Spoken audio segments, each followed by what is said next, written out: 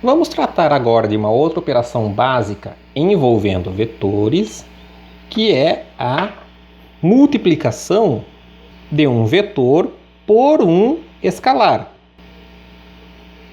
Neste caso, nós temos um escalar que nada mais é do que um número, seja ele real, inteiro ou até mesmo complexo.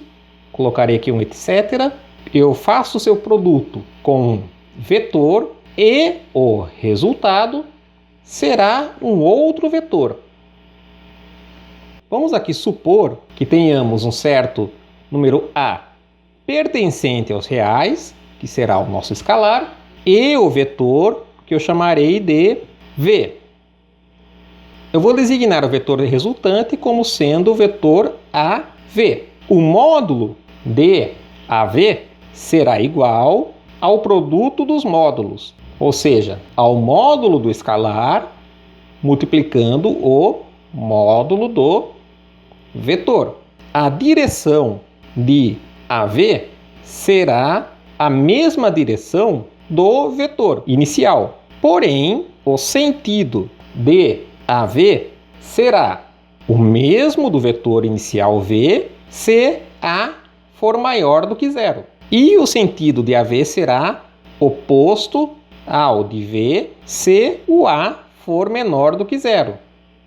Se o A for igual a zero, teremos como resultado o vetor nulo, que possui norma nula, então não faz sentido falar em direção ou sentido.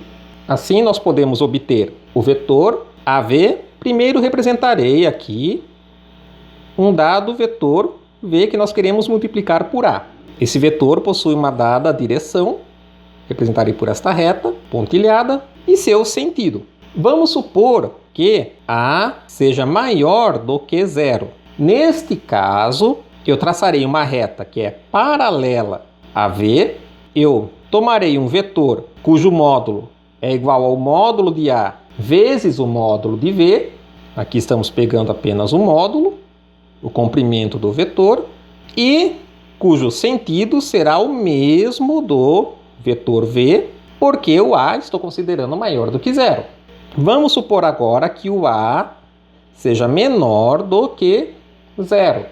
Mais uma vez, vou traçar uma reta que seja paralela a V. Traçarei um segmento de reta cujo módulo é igual ao módulo de A vezes V.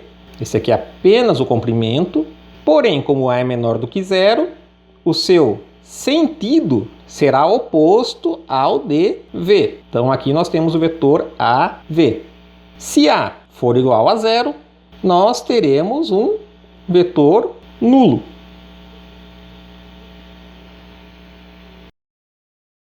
Assim como a soma de dois vetores, a multiplicação de um vetor por um escalar é de certa forma intuitiva. Ela possui as seguintes propriedades. Vamos supor que nós tenhamos vetores V1 e V2, ambos não nulos, e escalares A e B também não nulos, e eu vou supor que A e B pertencem aos reais. Nós temos que, se eu estou multiplicando A pelo vetor B, V1, isso é igual a primeiro multiplicar A por B e em seguida multiplicar pelo vetor V1.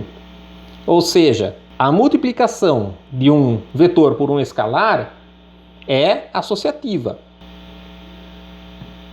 Se eu estou multiplicando um escalar por um vetor que é a soma de dois vetores, ou seja, eu tenho A multiplicando V1 mais V2, isso é igual a somar A V1 com A V2.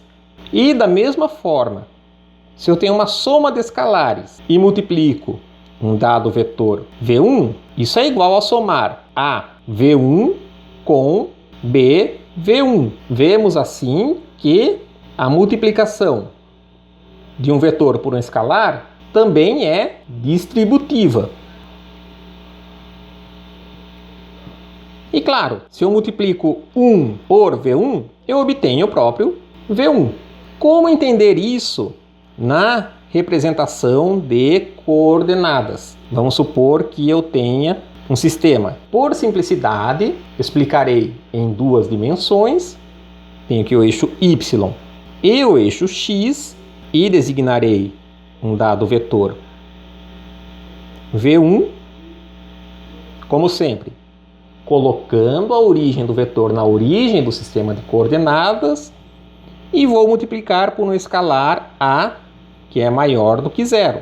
Esse V1 terá coordenadas que eu chamarei de x1 e y1.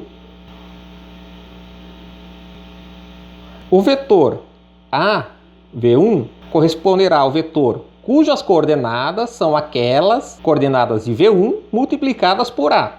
Ou seja, a coordenada x será AX1 e a coordenada y será AY1.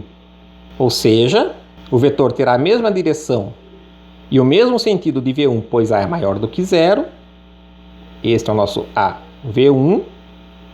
E a projeção em X será AX1. E a projeção em Y será AY1.